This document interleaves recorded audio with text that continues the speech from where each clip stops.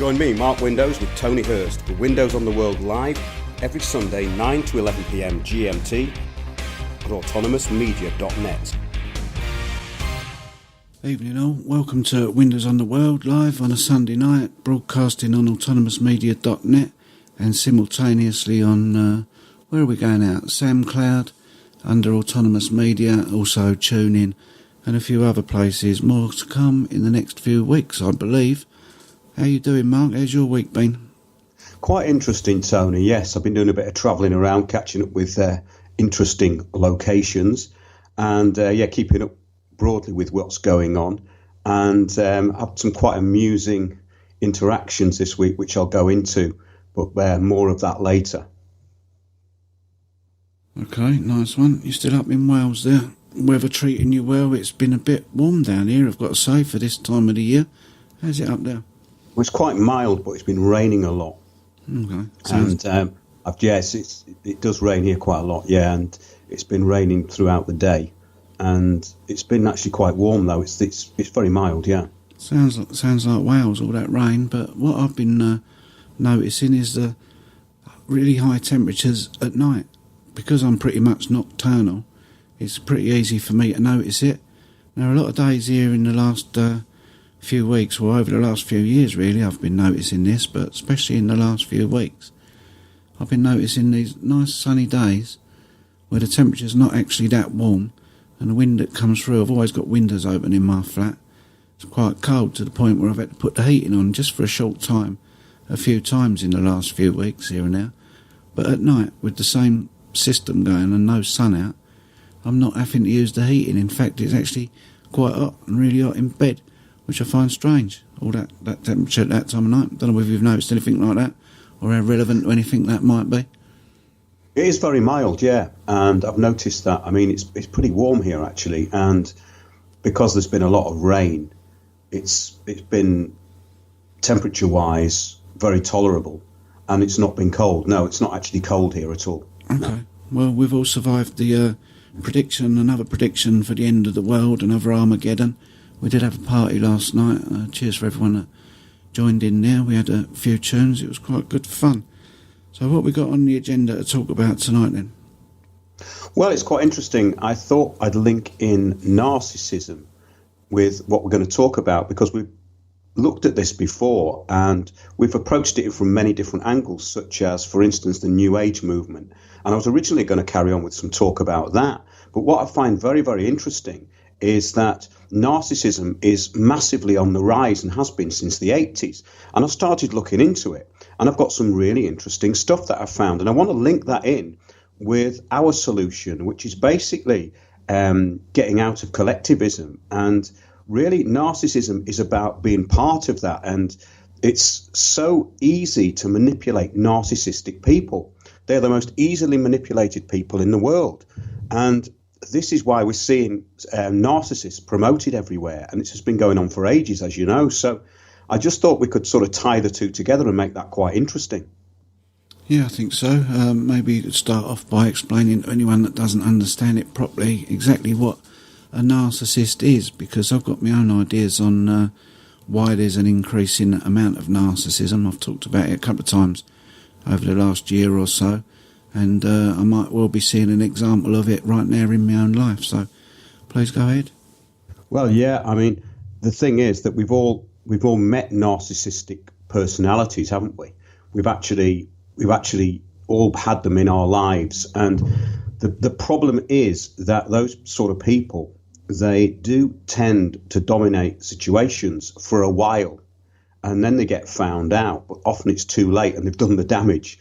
But we just see it everywhere, and of course it stems from Narcissus, the Greek legend of the guy who was in love with himself, you know. And really, the whole thing about it is it's creating, through especially social media, these helpless people who cannot think their way out of anything, and it's all about the way they feel. Now, this is a real sign of narcissism. For instance, we've got like Laura Koonsberg is now going to have bodyguards because she's convinced that she's going to get attacked or threatened or abused. Now, what they're really talking about is opinions of people on Twitter. Now, this is not abuse. I mean, this is just public domain stuff. I mean, people say, oh, I've had death threats on Twitter. Well, if someone sends you a death threat on Twitter, they're definitely not going to carry it out, are they? I mean, it's so ridiculous.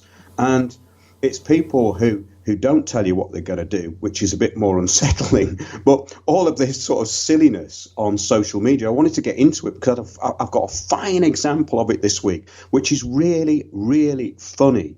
And it goes to show how much people are involved within themselves and in this tiny, tiny little world of their own space and their own computer. And it's really, really interesting because I've just pulled this up, actually. It says in social networking sites such as Facebook, narcissists tend to develop many contacts and friends. This is according to Buffardi and Campbell in 2008, some report that was written. It says this is consistent with their motive to enhance their self-concept rather than forge a sense of intimacy. They are also more inclined to promote themselves positively on these sites. Now, today, there are nearly 936 million active Facebook users each day worldwide. Internet addiction is a new area of study in mental health, and recent cross-sectional research shows that addiction to Facebook is strongly linked to narcissistic behavior and low self-esteem. Now, that is really interesting, isn't it? Yeah, very interesting. Well, I've got a load of examples of that, people I know in my life, but I'm not going to spurt them out on here, obviously.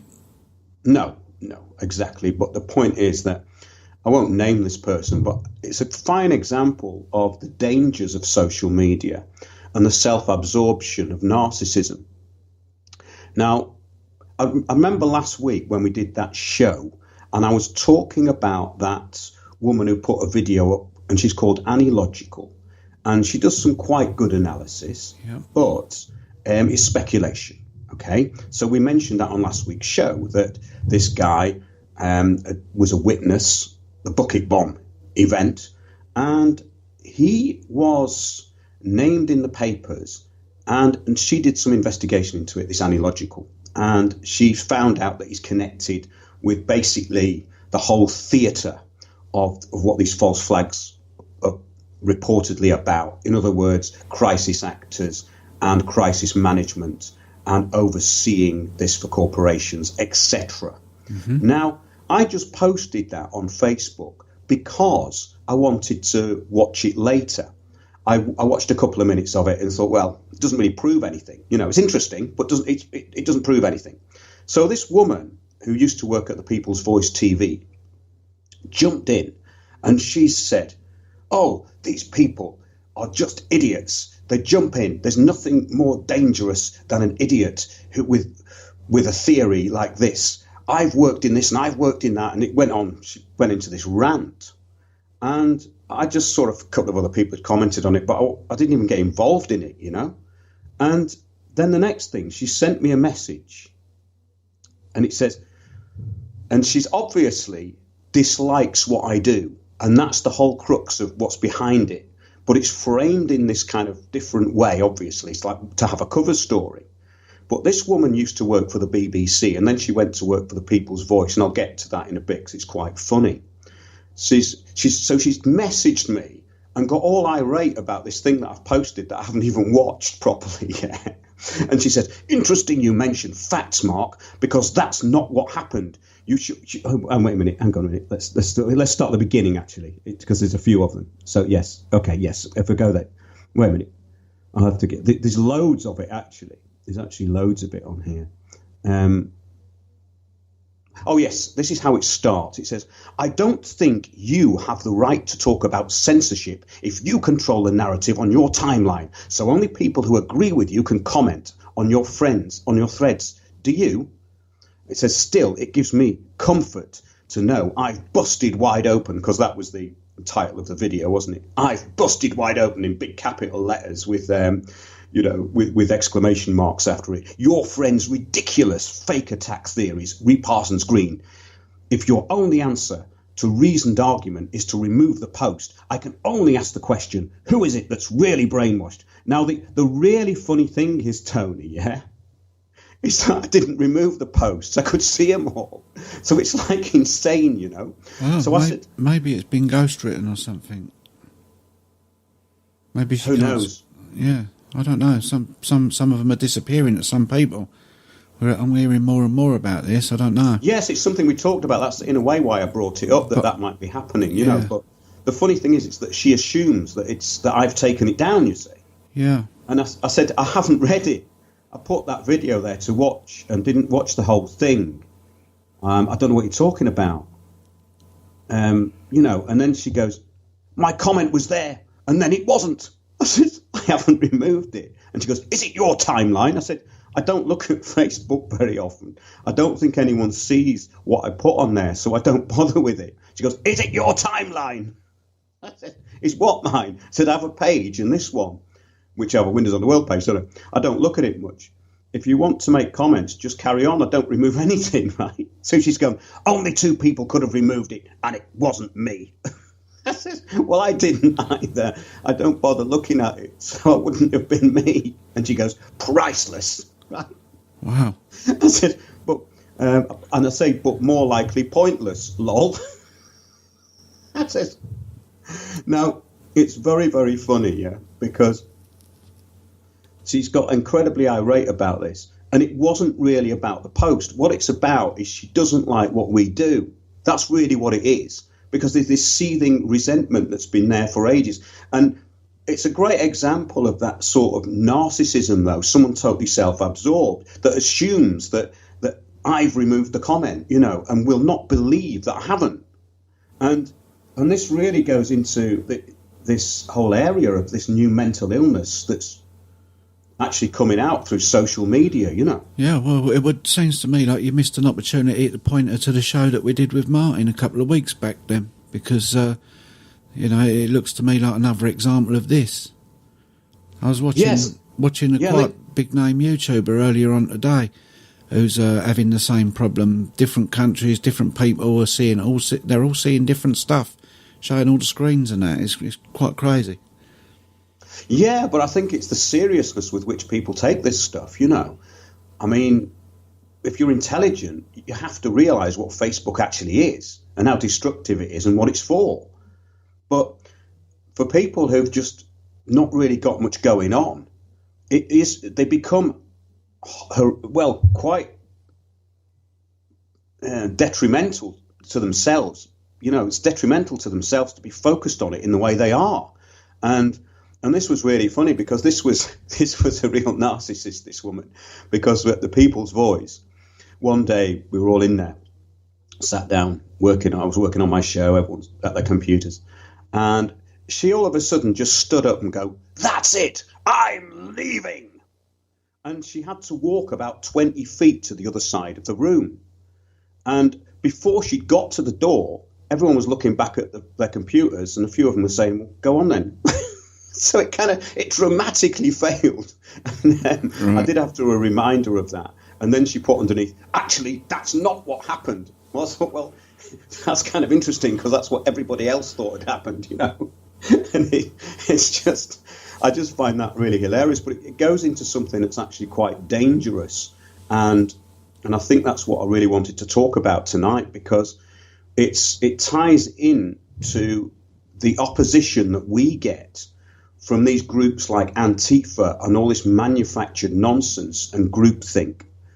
And it really is a problem because these people are terminally brainwashed.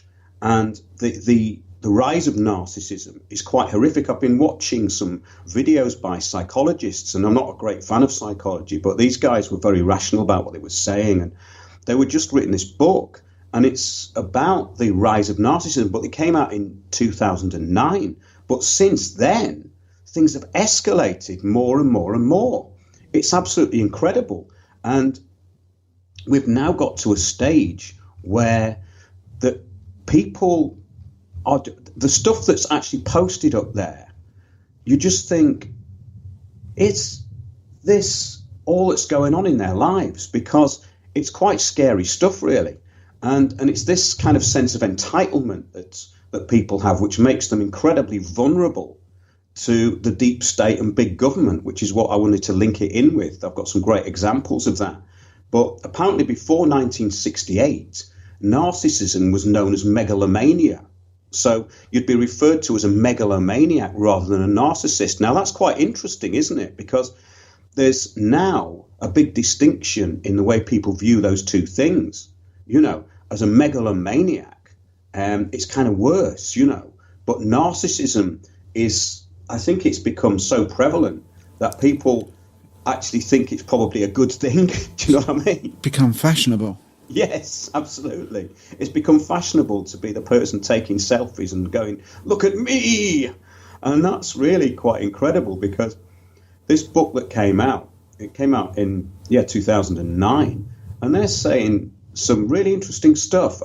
It's actually worth looking into. And yes, looking at their videos, it's quite fascinating. But this sort of exaggerating of achievement, superiority without measurable achievement. This is really funny, isn't it? Because all of this stuff that we watch is actually socially engineered for narcissists and to create them.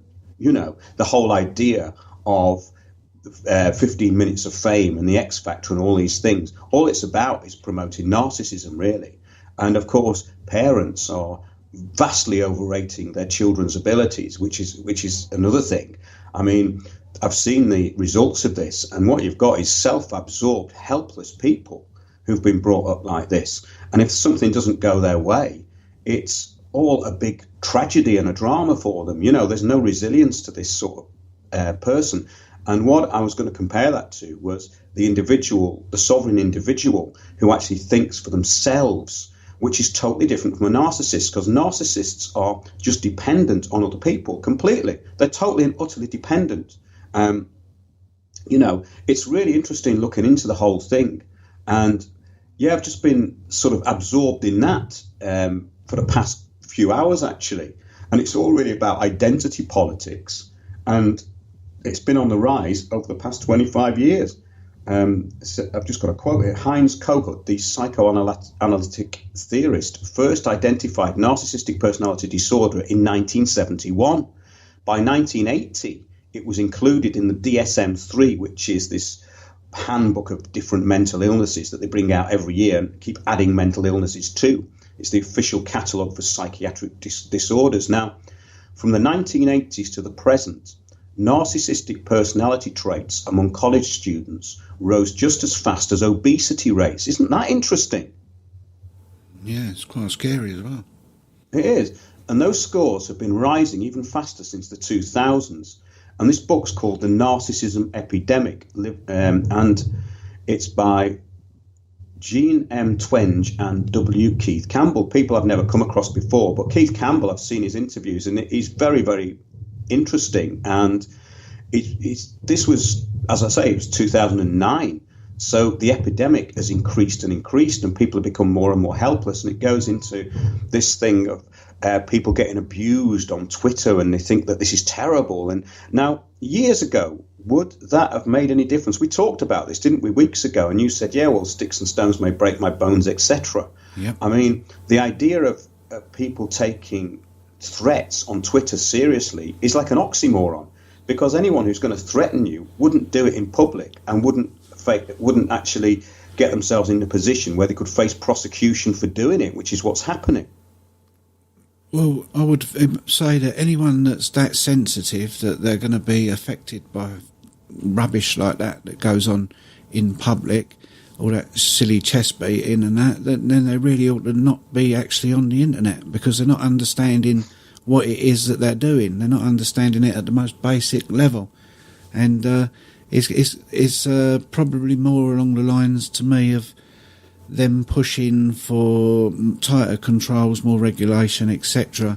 on all these platforms, because we saw an example this week of who was it that was calling for people that was trolling politicians to lose their right to vote. Did you see that one? Absolutely, I did, yes. And we've also got the story now, take down hate videos in 2 hours or else. We can go into that a bit later.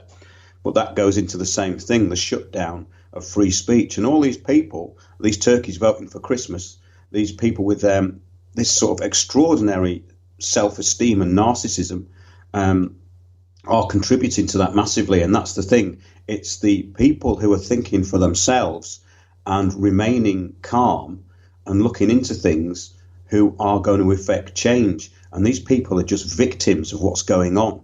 And that goes for all these journalists, all the Laura Kuenssbergs and all these propagandists and people who are not actually doing their job properly. I mean, the thing about Laura Kuenssberg is she's not a journalist, first and foremost. She's a propagandist. So she's the political editor of BBC. And I told you a few weeks ago, the editor of ITN News would actually got mortally offended and started shouting at me when I mentioned that I know somebody who had a friend who cured himself of cancer when he had 3 months to live.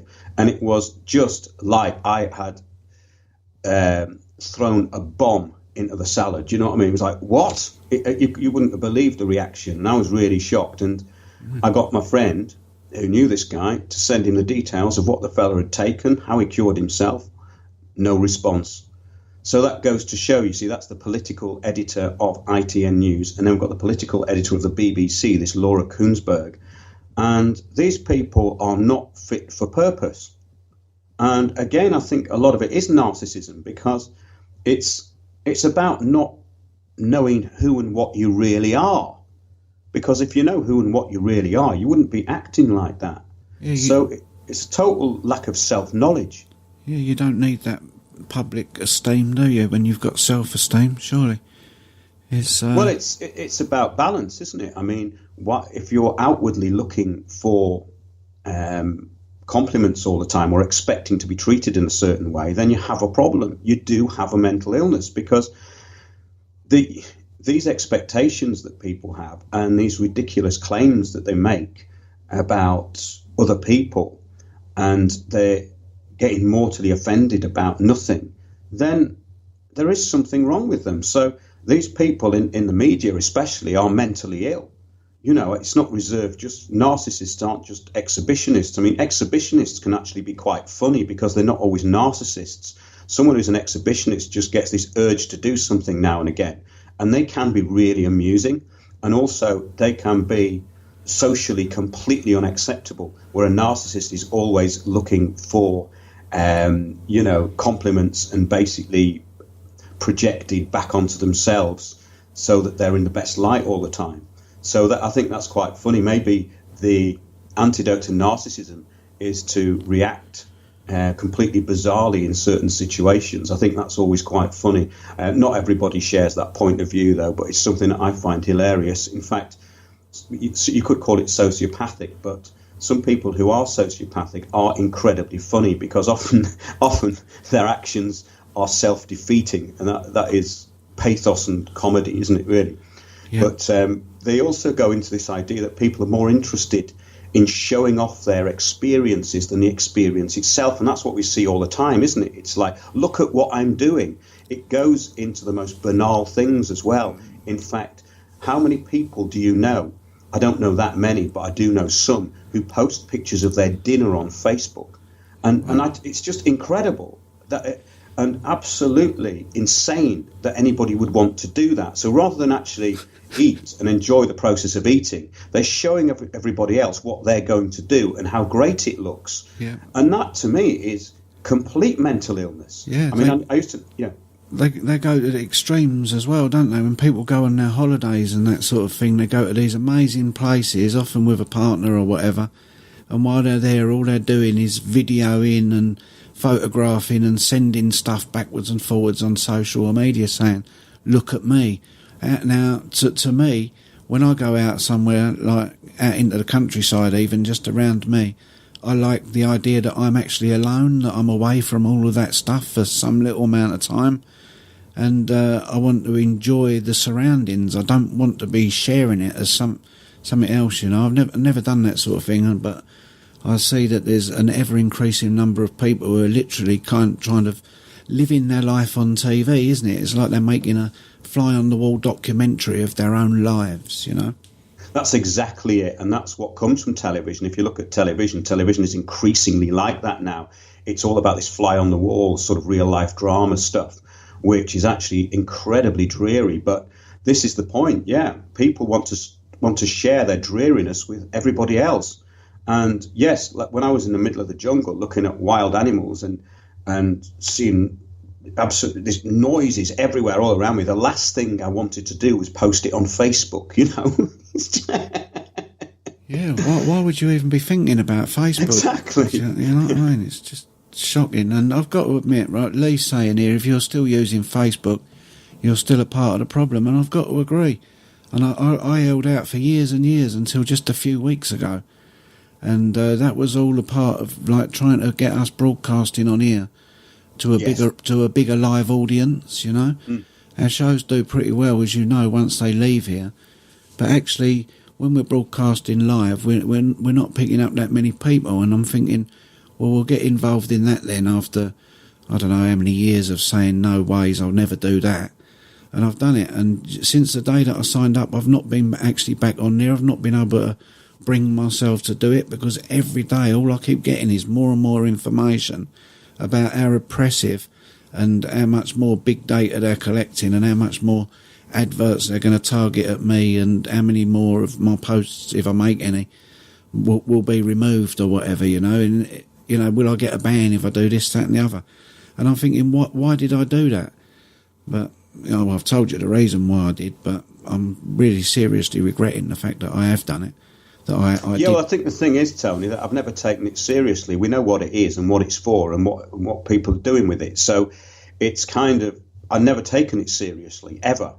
And what I've noticed is that it's people who are narcissistic. It's aimed at. I mean, it's quite clever. I mean, it's just social engineering. So it's getting them involved in nonsense, and everyone gets to know what your nonsense is, and they can collect it. And it's very good for collecting data on people for advertising and stuff like that. You know, for anything sinister. So that's, you know, the thing is it's about making money. But that's the ironic thing, because I post a lot of stuff about Israel and stuff like that. I get all these posts from Israeli writers and Israeli propagandists, which is actually quite amusing.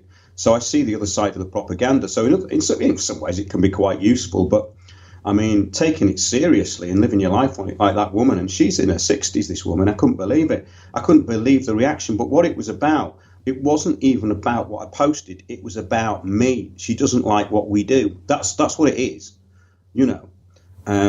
Yeah. And yeah, to get back to your point though, but happiness is really only found when you're absorbed in something and you're not in a self-conscious state, you know. It means that you're actually really becoming one with something, or you're having a proper interaction with something that you enjoy.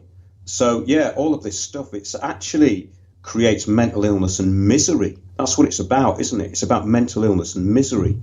Because the thing with all this stuff is it's like purgatory. It's people flick through it and there's never any satisfaction from it. It's like if you pick up a book and read it from beginning to end, it's quite satisfying if it's a good book. But with this sort of stuff that just flicks past you, it's always like being on a conveyor belt waiting for the next thing, and it never really happens. Most of the stuff people don't look at properly. And of course, most of the time, all they're doing is commenting on the headline. They don't read the article or anything like that. And yeah, it destroys information really. But it's very, very interesting, all this stuff about narcissism and the rise of it, especially because I'd never thought about that people have become much more narcissistic now. And that's actually a fact. I mean, I can go back and remember in the past, we've all known people who are narcissistic, but they were the exception. Now it is the norm, as you were saying. It's absolutely incredible, you know. Yeah, sure. We've got a lot of people joining in the chat there. I'm just a little bit distracted. Welcome to everyone in there. Good to see some old faces back. Martin Houston, who was on that show with us a couple of weeks ago, talking about his comments getting ghosted. I need his Skype connect from you. I don't think I actually have him. I think you brought him on the phone. But Martin put a comment in there which is pretty obvious really to all of us. Thanks, Martin, because no one here has thought of it yet. But with all of these platforms, you do actually have the option to just sort of like get rid of those people that are doing things you don't like, haven't you? You can just say, well, oh, I don't of want course. I nothing mean, we're else from talking you. about it. We're not really talking about it personally. I'm talking about it generally. I brought in something personal because it was an example of what's happening generally, and it's funny. Yeah, and but I'm talking about people like Laura Koonsberg and that, who says that it's a big problem. Well, just block the people you don't want to listen to. Or better still, Laura, you might want to go and have a look at those comments and maybe do things a little bit different, because you're really not doing the job you should be doing. So that might even be a better option for her. But, you know, they can block, can't they? They don't need to be censored by other people when you can censor them yourself, which is what I'm saying, really. Well, exactly. And the level of hate and stuff like that that we've had at Windows on the World is probably much worse and much more devious than anything aimed at her. People just putting some abusive comment on and calling her names is not really that serious. I mean, name calling is never serious. And this is the thing. I remember that Stella Creasy, that MP for Walthamstow, whinging about it as well. And she's a complete narcissist. And my friend, who's unfortunately now not got long to live, this lady, she was protesting outside her office. She covered Stella Creasy's Labour office in Walthamstow with all of these complaints about Waltham Forest Council and how useless Stella Creasy was and that she'd voted to bomb Syria. And because this lady is disabled and she's got a cute little dog, everyone was applauding her. But if one of us had done it, it probably wouldn't have gone down so well. But it was really funny because she's got this little Yorkie dog that looks like a cartoon comedy dog. And she's got a mobility scooter with Diamante all over it and little stickers and a horn on it. And so she really got away with it. And she said that she was going to do it again. In fact, she said that she was going to die doing it. So it's a great sense of humour, but it's like the opposite approach to these people, you know. I mean, this whole thing about it's how you feel. I mean, you get this from the council, don't you? And you get it in letters and they go, I'm sorry you feel that. No, we're talking about the law here. My feelings have got nothing to do with it. And I don't really care. I don't really get hurt feelings about things like that, especially dealing with authorities. It's absolutely incredible.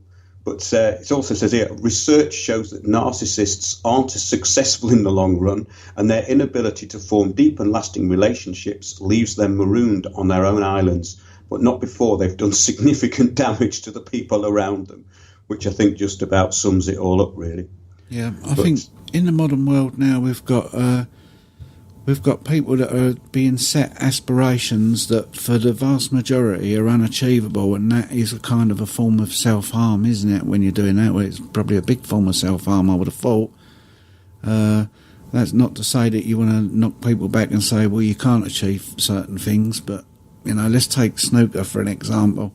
Look, that was taken over when Sky Sports took over all the sports 20 years or more ago now, and it was changed from one thing into another.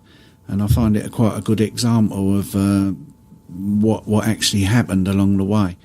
Snooker was something that you kind of watched when you got home from the pub, or, you know, maybe on a Saturday, and there weren't no big stars in it, not really. But when Sky got hold of it, they glossed everything up. You started missing a lot of the matches in order to have these profiles on the people that were playing snooker. The money in snooker went up quite considerably, as then did the profiles of the people playing the game. So now you've got snooker rules all over the country, which is a good thing because it's a nice game to play if you enjoy it and that. And you've got a lot of kids that are having this major aspiration, and they're going through all sorts of training and that in order to break into a market where very few people in the whole world actually make any money out of it. Right, so you're going to have an awful lot of people just in that game, which is kind of not the biggest game by a long way, that people are aspiring to get involved in. But that example is pretty stark. I think the last time I heard, there was something like a couple of hundred people globally that actually made enough money to live out the game of snooker. And yet we've got snooker rules all around the world, literally filled with people that have the aspiration of making money out of playing that game of snooker.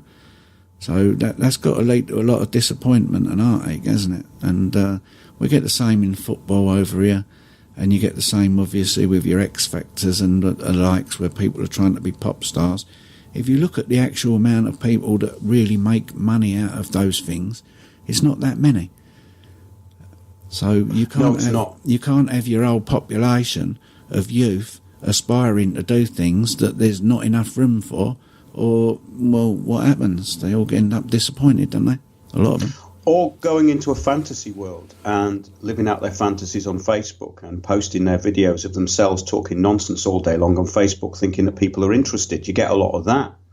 But yes, it's absolutely correct. I mean, these strange aspirations that people have, and it's a disconnect, isn't it? It's do you remember that thing called One Life or something? And people went on dates on it, and they bought land and they bought bars, and then they'd go to parties, and it was just insane, absolutely insane. And people were actually talking about it as though this was real.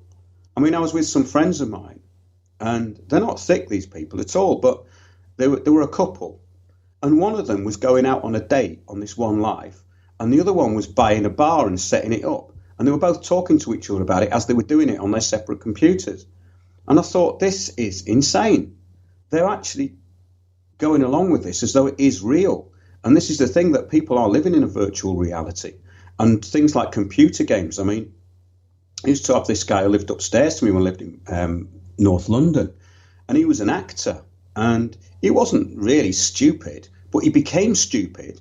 And his behaviour completely changed once he started gaming. And all he was doing was having fits and tantrums and smashing things up when he lost the game. And I just couldn't believe it. And it got worse and worse and worse. And it developed into a mental illness. The guy's just become mentally ill, you know. Yeah. And you just think, what is the matter with people? How can they get drawn into that? I don't really understand it, because you are losing your mind. But then again, I've never liked television. I just don't like the flicker rate. I don't like what they put on it.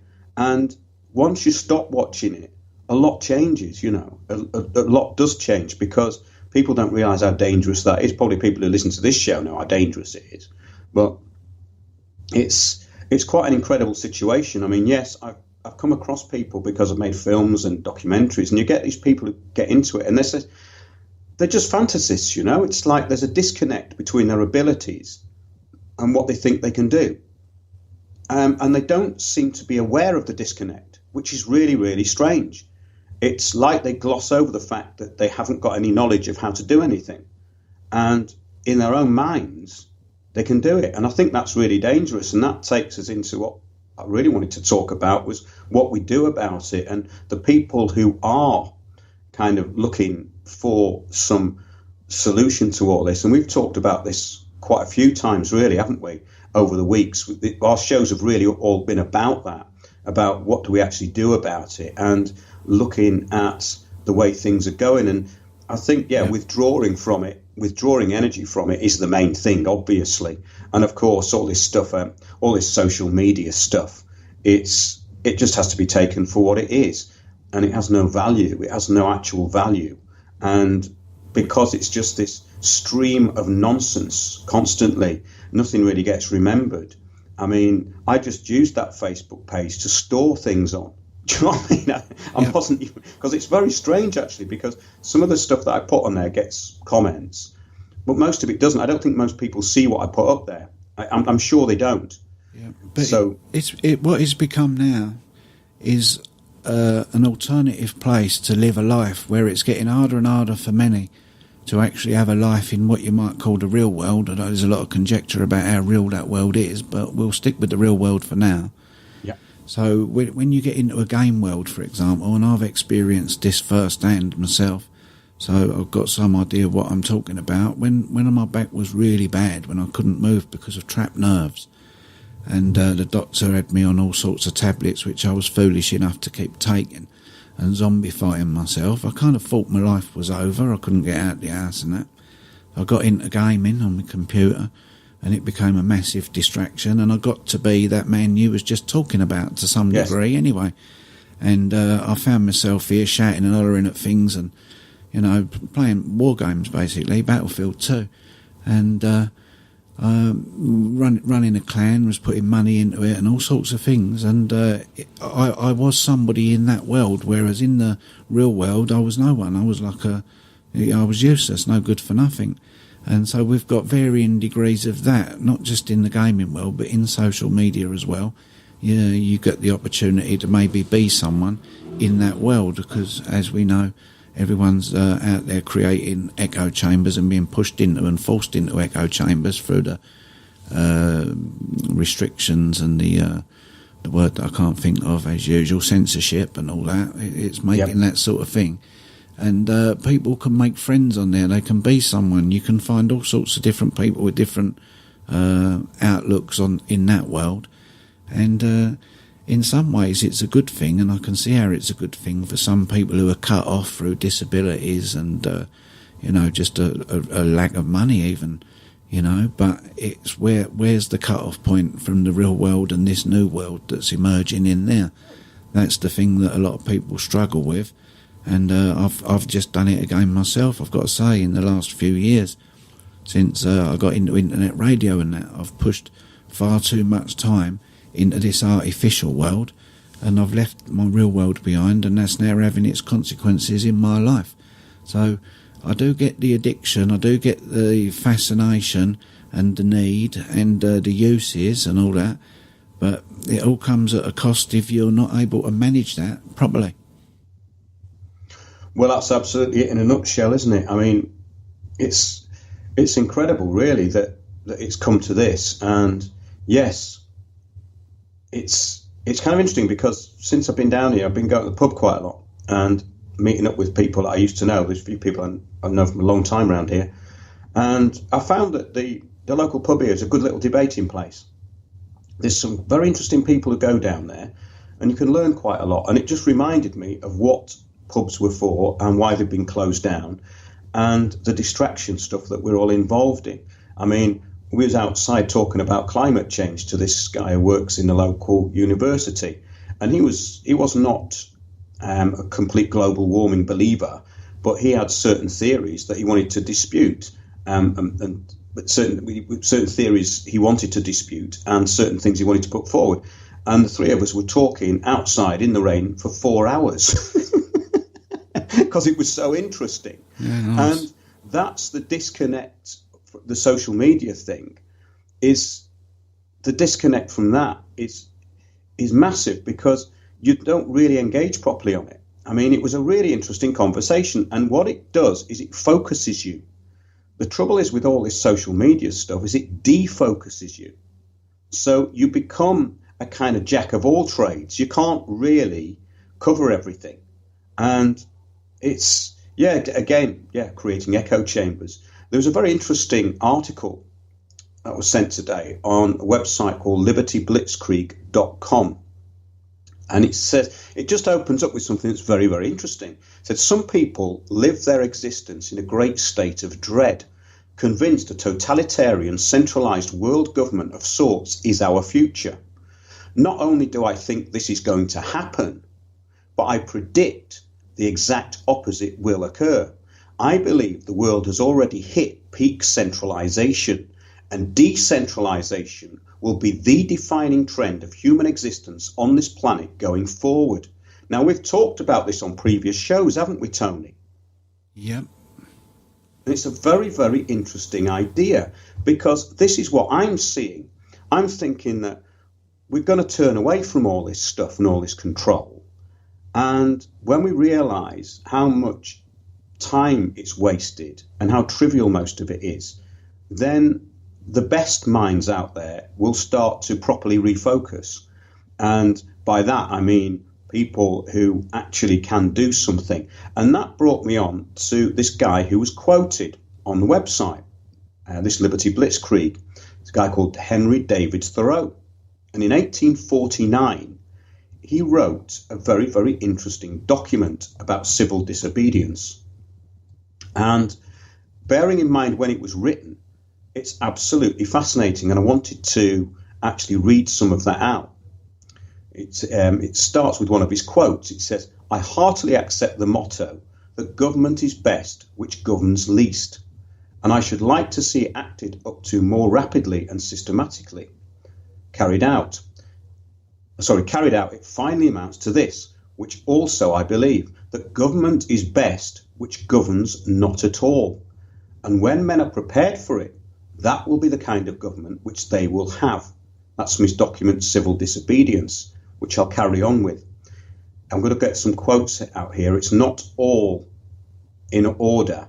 I've just pulled out several quotes from the document because the document is written in that sort of Victorian kind of, it's very flowery, but some of the points he makes are absolutely brilliant. Mm-hmm. It carries on. It is not desirable to cultivate a respect for the law so much as for the right. The only obligation which I have a right to assume is to do at any time what I think right. It is truly enough said that a corporation has no conscience, but a corporation of conscientious men is a corporation with a conscience. Now, isn't that a brilliant quote? Because that's the stuff we talk about now. Yep. This was written in 1849, way before any of this kind of scientific dictatorship had really taken over. He carries on, I ask for not at once no government, but at once a better government.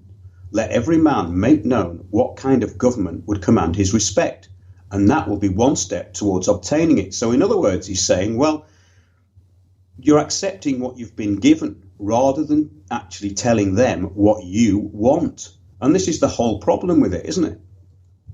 Yep. Carries on. Unjust laws exist.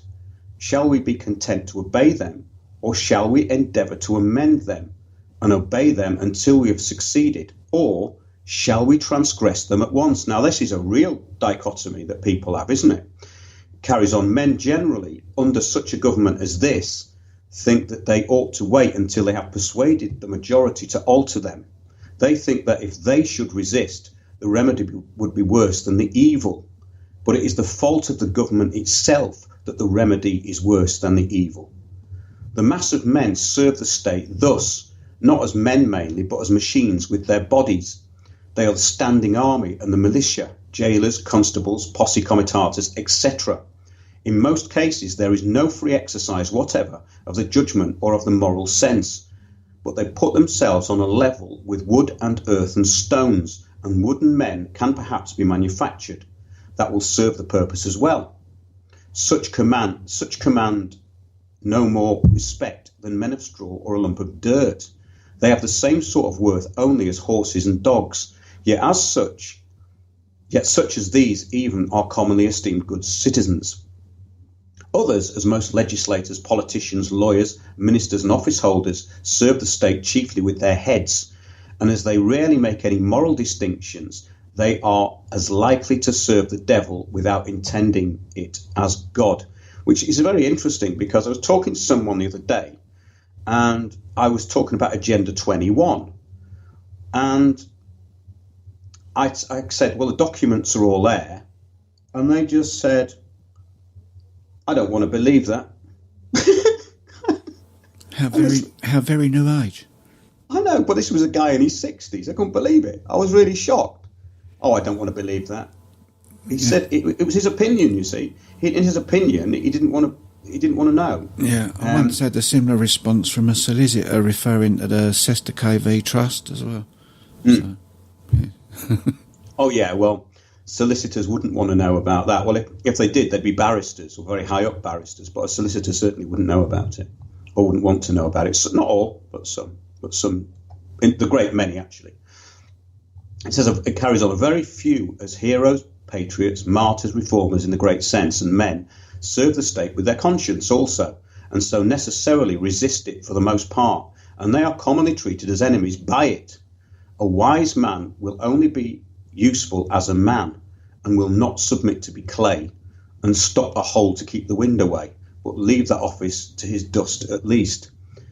It carries on, I am too high born to be propertied, to be a secondary at control or useful serving man and instrument to any sovereign state throughout the world.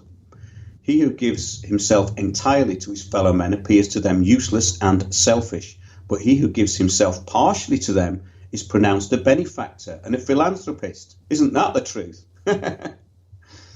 How does it become how does it become a man to behave towards this American government today? It carries on. He who gives himself entirely to them uses themselves. Yeah, we've been through that bit. Okay, sorry, the bit of it's this repeated. Now this is interesting. If 1,000 men were not to pay their tax bills this year, that would not be a violent and bloody measure, as it would be to pay them and enable the state to commit violence and shed innocent blood. This is, in fact, the definition of a peaceable revolution. If any such is possible, if the tax gatherer or any other public officer asks me, as one has done, but what shall I do? My answer is, if you really wish to do anything, resign your office. When the subject has refused allegiance and the officer has resigned his office, then the revolution is accomplished. But even suppose blood should flow, is there not a sort of bloodshed when the conscience is wounded? Through this wound, a man's real manhood and immortality flow out, and he bleeds to an everlasting death. I see this blood flowing now. Remember, this was in 1849. For my own part, I should not like to think that I ever rely on the protection of the state. But if I deny the authority of the state when it presents its tax bill, it will soon take and waste all my property, and so harass me and my children without end. This is hard. This makes it impossible for a man to live honestly, and at the same time comfortably in outward respects. It will not be worthwhile to accumulate property. That would be sure to go again. You must hire or squat somewhere and raise but a small crop and eat that soon.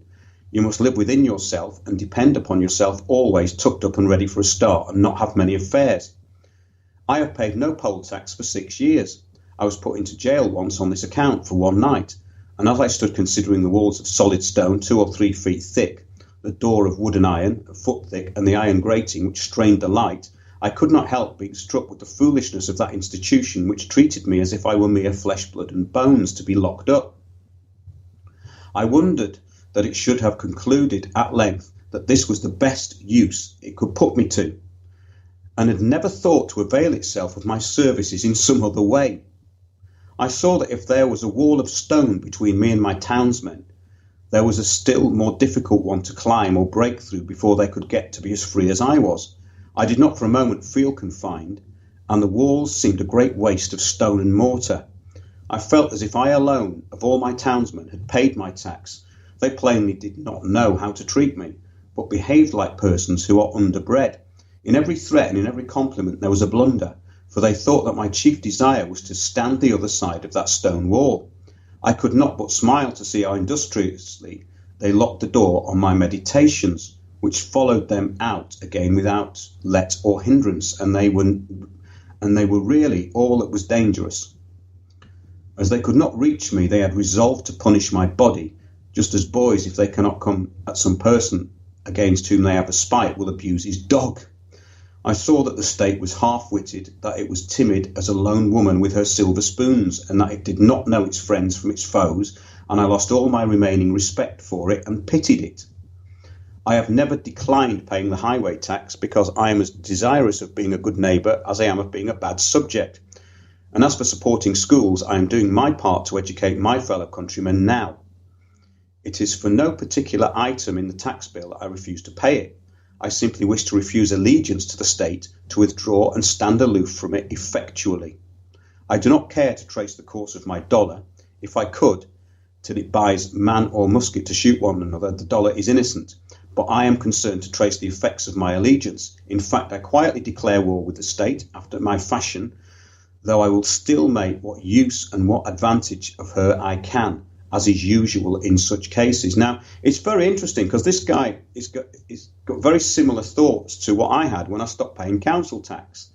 And he's come up with a very, very interesting kind of argument. And that's really what this show was about. It's about defeating this cult of narcissism and the people who actually know what they're doing to withdraw from the system, but actually do it in a very educated and effective way. And that's what I think is really interesting about this article, which I want to carry on with in a bit. What do you think of it, Tony? Yeah, I think it's quite inspiring, actually. Where have you got that from a website? We'll have to put that in the post. Yes, you can find it. Let me just go back, because it's. Can you post a link in the Skype for me, please, and I'll put it in the chat and add it to the post later? Yeah, we'll do that. I'll just finish reading it before we do that. Now, there's some really good stuff about government in here. It says, no man with a genius for legislation has appeared in America. They are rare in the history of the world. There are orators, politicians, and eloquent men by the thousand, but the speaker has not yet opened his mouth to speak, who is capable of settling the much vexed questions of the day. We love eloquence for its own sake, and not for any truth which it may utter, or any heroism it may inspire.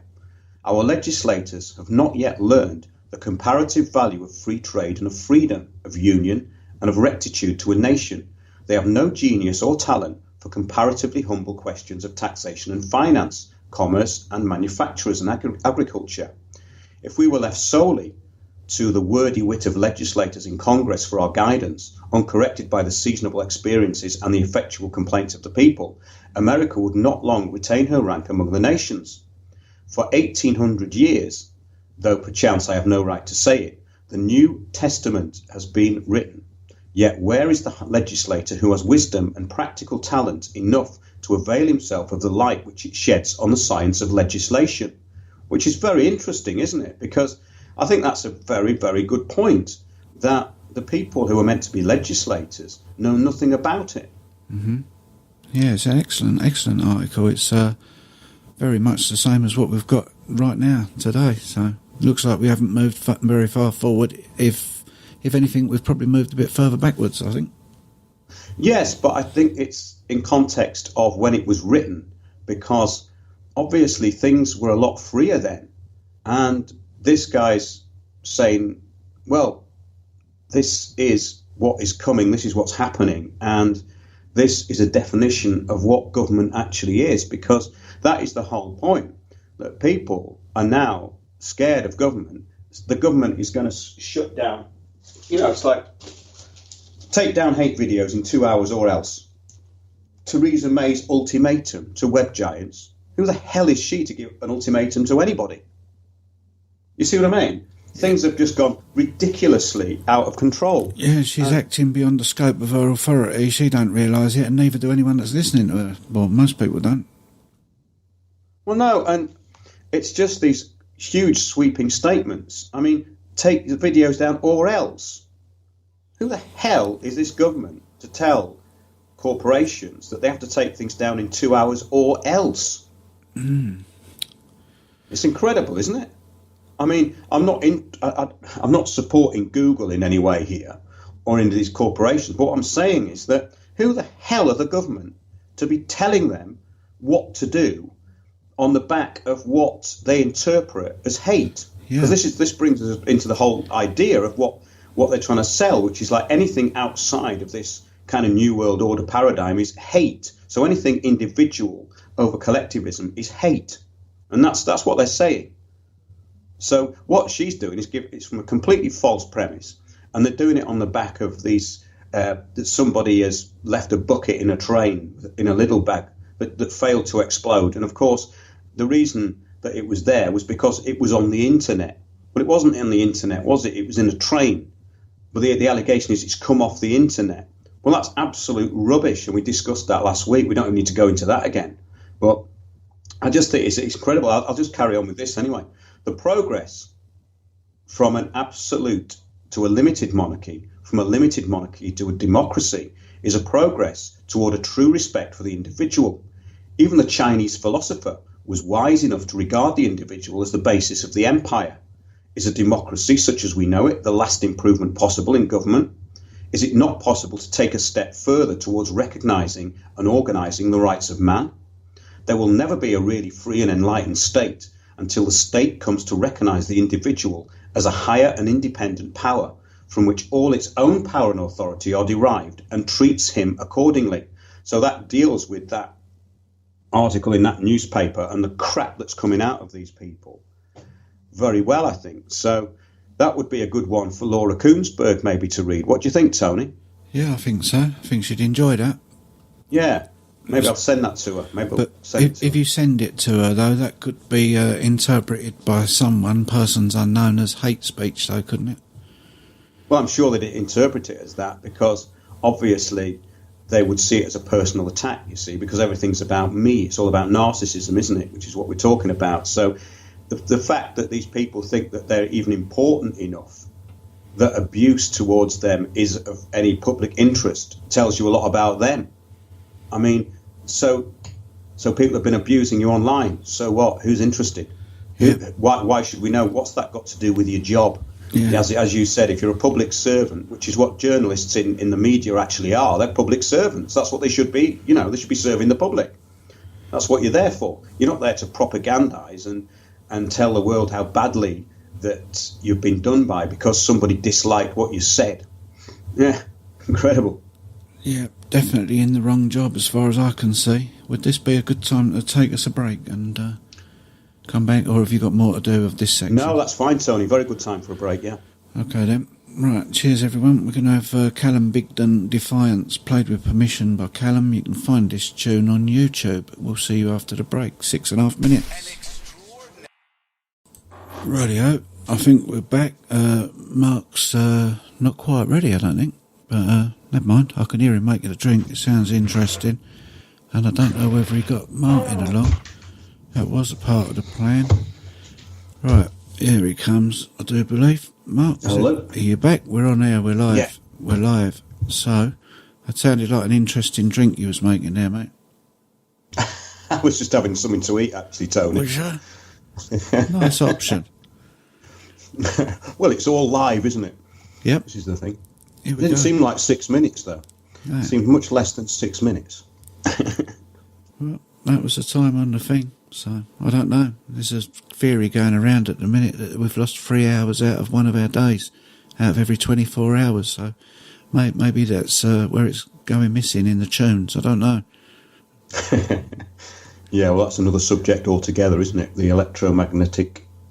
the electromagnetism of the Earth is falling, but the actual electrical pulse of the Earth is rising.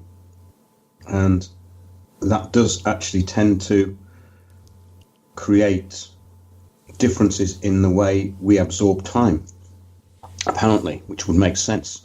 We can go into that at some future date, though. But yeah, getting back to all this stuff. I've posted it now, Tony. So the actual article is posted. It's called Civil Disobedience by Henry David Thoreau. Cheers, Mark. I've posted that. I got it. Yeah, it's worth a look, isn't it? And it's very interesting because of when it was written. And this guy obviously knew that big government was coming, and indeed he thought it was already there in 1849. So that's the thing. These people work for us, and they're meant to serve us. You know, they're dictating to us now and telling us what is right, what is wrong, what is hate, and what is propaganda, or the propaganda we have to follow. And anything outside that is hate. And it's all being supported by the government. So the government are aiding and abetting domestic terrorism through groups like Hope Not Hate, and of course Antifa. They're letting these groups actually cause civil unrest and target people. And we've covered that in great detail. And a lot of it is on the back of narcissism and ignorance, as we've been talking about. And a very interesting article, actually, which displays the vacuous nature of what's going on, but in quite a stark way, in a way. So a row erupted after part of London Fashion Week was held in a London church. Ex-Bishop of Rochester, Michael Nazir Ali, said satanic aspect was not acceptable. This is from the Daily Mail. St Andrew's Church in Holborn said it had always supported London Fashion Week. It says a bitter row erupted after a fashion show featuring satanic designs was held at a historic church. Leading clerics branded the event blasphemous after models dressed as devils and vampires sashayed in front of the altar. The show, part of London Fashion Week, was highlighting the work of controversial Turkish designer Dilara Finigoglu. Now, by controversial, we mean a narcissist with absolutely no talent. That's what controversial now means. It means somebody who's just desperate for attention. And if you see the clothes, they're like something from a bad fancy dress shop. You'd never wear them, yeah? It's like the sort of stuff, even if someone turned up in this gear at a sort of Rocky Horror party, they'd still get laughed at. You know, it's absolute garbage. And what's interesting about it, which is not mentioned in the article, is that there's it's obviously a checkerboard floor, and there's all these Freemasonic symbols at the back, including, of course, the occult symbol, which is on the Israeli flag, which we can go into depth about what that is and what it isn't. But that's in the middle of it, and it's got Freemasonic compasses and all sorts of imagery there. So, and the pillars of Joachim and Boaz. And you've got all these people sitting there watching this woman parading herself in these PVC stockings, PVC knickers, and just this sash thing around her with a big pentagram on her face. And I think this really does tie into the kind of narcissistic, lunatic element out there, especially in the art world, because art and media very much linked, because people in the art world, and I've met quite a lot of them, I used to get invites to go to these openings, and basically the only reason you go is for the wine or the booze to start with. It's all gone by 8 o'clock, so everyone goes, and the pictures are just there. You walk around and go, oh, I'm really glad that that there's some distraction here. In other words, that there might be someone to talk to, and there's some free food and free booze, because otherwise you just wouldn't go. But this is the sort of stuff that's promoted, and in actual fact, these people are quite right to be outraged about it. But what it is, it's like petulance, you know? It's like petulance, and they've got that James Whale talking about it, going, oh, they're only symbols and it's only silliness. Well, the actual fact of it is, for someone who waffles on the radio, then they are just symbols. But for people who have some kind of intent, the symbols are quite powerful. And it does depend whether you engage with them. But these people are quite right to say, what's that doing in the church? You know, there's nothing wrong with what they're saying. But it's just that this really defines what's going on. It's absolutely ridiculous, you know. And that the fact that London Fashion Week has always been a pretty vacuous event. I know people are involved in it, but the actual clothes are so bad that no one would wear them anyway. So it's just the cult of nothing. You know, we've talked about this before, haven't we? That everything's just turning into the cult of nothing. I mean, if you go and look round Tate Modern, I mean, most people, if they had been given any of that stuff, they'd just say, I can't use this for anything, I'll just throw it away. You know, there's nothing in there that you could use for anything. There's nothing in there that even looks much good. And it's just like a repository for pretentious junk. And this is what's promoted, isn't it? And it all goes back to narcissism, I think. It goes back to this thing about they try and create intellectual snobbery around it. And it kind of works for people who aren't very intelligent, and most people who hang around these sort of scenes aren't intelligent. That's the problem. They're not at all intelligent. And so it's got quite an interesting article that it's in the Daily Mail, and it's in this church in Holborn. And yeah, they say basically we'll be looking at our booking processes to ensure this does not happen again. And they're just kind of, yeah, it wraps up with, it features a comic book superhero and a plot involving the occult was a classic story of good versus evil. Oh, right, I see. Yeah, they talk about a film. Yeah. The row follows controversy of the decision by the 900-year-old Wells Cathedral in Somerset to allow the interior to be used for filming the latest Hellboy movie. Right, that's the other controversy with another church. Yeah. Well, all this is being promoted endlessly, isn't it, through these pop stars? Yep. Like Madonna and Lady Gaga and what's the other one? I was going to say Katie Price, not her. What's the other one? Katy Perry, is it, or something? Yeah, the one that's meant to be mind controlled by the Illuminati. You know, that's another thing, isn't it? Apparently. All these, yeah, apparently. But I think this is just buying into all that nonsense that they put in pop videos. You know, all this satanic imagery, and it's obviously done because this woman's just an attention seeker with no talent. But I suppose it's worked. It's got in the paper.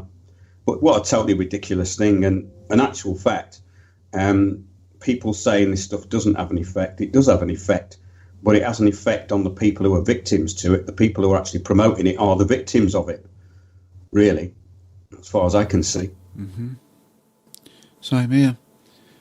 It's art and all that, though. Getting back to that bit, there's never really done it for me. I've never understood it. It's a bit like legalese to me. It's something that I've never I always thought it was a load of rubbish, to be honest. Most art, I see good art down the road, graffiti and all that on our graffiti wall here in Southend. But I've been to a few art places over the years and I've just been weirded out by it. I'm not saying that there's not some good paintings and that out there, but this, what they call modern art and all that, it just don't do it for me. Very strange. No, what it's about, it's conceptual, you see. When art became conceptual, it became about the idea behind it. And of course, this is where these fake intellectuals get involved. And we used to go to the Serpentine years ago just to laugh at the latest load of nonsense in there, you know. And you've got all these sort of sniggering idiots who are laughing at you, going, "Oh God, they don't get it at all, do they? They just don't get it." And we walked in there one day, and there was literally a pile of newspapers on the floor. And I was with a friend, and I said, "You think they'd clear them up, wouldn't you?" And this guy looked at us with his Guardian under his arm, you know, and you just think, this is incredible, isn't it? Because again, it's narcissism. It's all about snobbery, and yeah, those people in the art world, I never found any of them many of them very intelligent. It's kind of it's pseudo-intelligence, isn't it? And I've known quite a lot of artists over the years, and yeah, it doesn't do anything for me. I find it incredibly boring. If someone's very skilled at drawing, that's quite good, you know, but a lot of this conceptual art and installations are the big scam, aren't they? Because they take up loads of space and they're totally meaningless. And that's the other thing about it, is that's the whole destruction of the mind, isn't it? It's like modern art is all about destroying your mind and shattering your conception of reality. For instance, there's a really hideous sculpture around here in front of the college now, and it looks like a deformed slug or something that's just been born. And it's clearly there to disturb you because it looks like an aberration of nature. And that's what a lot of this stuff is about. It's about going against nature. And that's why it's kind of poisonous. And we just have to look back at the things that have been promoted, like Tracy Emin's Dirty Bed, you know. I mean, all this sort of stuff it's kind of mind-blowing. If you'd arrived from another planet, you just wouldn't believe it. If you had just a logical brain, you'd look at it and go, these people are wasting their lives. What are they doing? Are they not interested in knowledge and finding out about things? Oh, that's what it is. It's all about distraction, you know. And then go back into narcissistic behavior. This is from 2009, according to Horvath and Morph, who are obviously two psychologists reporting on this. Says many of the hallmarks and characteristics of narcissistic individuals can be ascribed to hypervigilance and then avoidance of threatening information. That's interesting, isn't it? Because that's exactly what we're having now. Yep. Avoidance of threatening information. So that is very, very interesting. We've just been talking about that. So all these people in Hope Not Hate and these organizations in Antifa lot, they are incredibly narcissistic, actually, when you analyze it. That's where a lot of it comes from. It comes from narcissism. It comes from identity politics, doesn't it? Identifying yourself with the politics. So in other words, first and foremost, I'm a black person. Or first and foremost, I'm this. First and foremost, I'm that. And that is the whole way the manipulation works, because it always revolves around identity and who you are perceived to be and who you think you are, who you believe you are. Yeah, it's very, very interesting that. It says, this is after individuals feel their perception of themselves has been threatened. Perhaps after they have been criticised, they are momentarily very sensitive to information that might indicate they are worthless. They are hypervigilant or overly sensitive, perhaps provoking bouts of uncontrollable aggression. Yet soon afterwards, they become especially avoidant of information that might indicate they are worthless. Consequently, they do not address their shortcomings. That's very good, isn't it? Yeah, it's hilarious. It is. I mean, and it just perfectly describes them. Mm. And this is all this thing about Trump recently, you know, when these American footballers, Wembley, wouldn't stand up and stuff like that. You know, I mean, again, it's their job is to go and entertain people with sport. Why on earth are they making these pathetic and ineffectual publicity stunt statements? You know, it just demeans them even more. It makes them look even more stupid. Are you referring to the footballers looking more stupid? I think you are there. I'm sorry I'm looking stupid. I'm struggling here. I've had food poisoning, 16 hours of nonsense going on. And I'm trying to read and catch up with the chat at the same time as you're talking. Oh, that's all right. Yeah. And some people have wrote some pretty big statements in there, and I've not been able to read them out because I can't actually focus on the words when there's more than just a few together. So it's all got a bit wobbly for me. But if you're referring to the footballers, which I think you are. Yes, that's right. Yeah. Well, yeah. Then I don't know. I think they've got the right to do what they like. If they don't want to stand up or do this, that, or the other. Personally, I think they should be able to do what they like. They get paid to play the game. So as long as they're playing the game, I don't know about the rest of it. It's their business. Yeah, it's just that the way they're doing it is a publicity stunt, you know, and it's all this anti-Trump stuff. I mean, it's kind of off the mark. That's the point. It's like, it's trivia, and it goes back to what this guy was saying, Theroux, that basically they're not involving themselves properly in what they're doing. In other words, if you're going to make a political statement, make a good one, you know, actually make a good one. Come out with something useful and intelligent rather than just a publicity stunt, you know. Yeah, I see. Yeah. Yeah, that's where I was going with it. I'm not particularly, you know, I wasn't saying that they should or should not do what they want to do. That was not the point. It was just the effectiveness of this sort of stuff, you know. It's about being offended and identity. That's what I was really getting to. This is interesting as well. It says if people are aged between 18 and 25 during an economic recession, they are less likely to exhibit the signs of narcissism later in life. Now, that is very interesting, isn't it? Yep. Because this narcissism has really emerged, as we were saying, on a mass scale since the 80s. And even though we've had bits of recession, we haven't had anything like a depression. You know, we haven't had a major depression or anything major happening. So this is a lot to do with it. It's the mollycoddling of the population. Even if they are cash poor, they are still quite well off compared to countries where there is actually economic hardship, which impacts on daily life to the extent that you can starve and you are in economic distress. I mean, there's people in economic distress in a different way here. People are actually in massive debt, but they're very indulged. They have their big screen TVs. They have a lot of luxury around them, and they have lots and lots of mindless entertainment. So that's quite interesting, I think, that quote.